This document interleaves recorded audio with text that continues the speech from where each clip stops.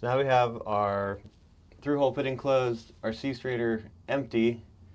Go ahead and take these 6 bolts out. Once we get our 6 bolts out, we can start pulling our impeller.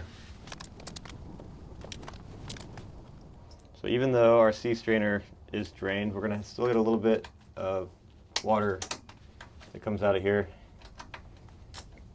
You can either catch it, let it go in the bilge, and clean it up later.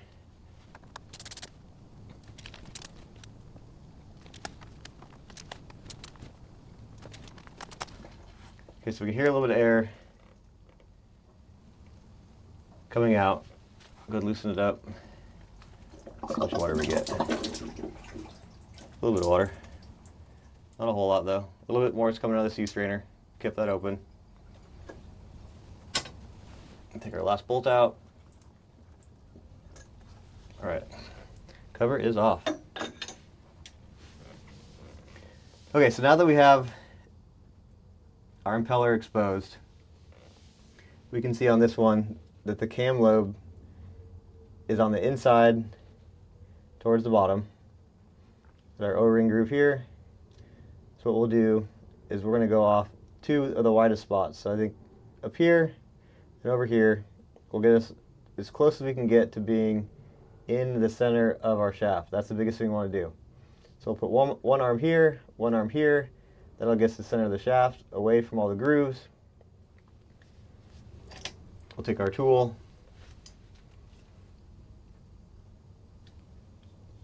wind it all the way out, wind our shaft out. So when you wind this portion of it out, it makes your arms bigger. There's a certain point where the arms don't become bigger. So go ahead and put our tool in there. Remember what I was saying earlier with tight spaces is you can use this tool one-handed. Now we have it all the way seated.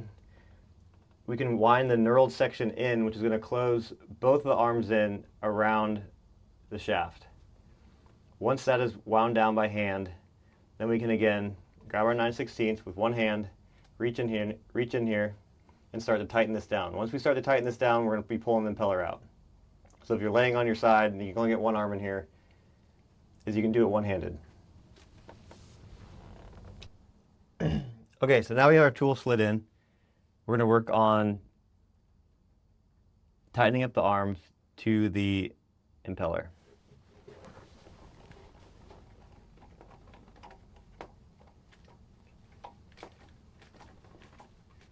So it's nice having the bearing on here because it takes all the transmitted force of winding this bolt down to tighten the arms down. It puts all the pressure through the bearing itself, making it easier to pull and put a load on when taking it apart. So we have that portion tight. We'll go ahead and wind this threaded rod all the way down until we touch the shaft. Go ahead and grab our 9/16. Start winding it in.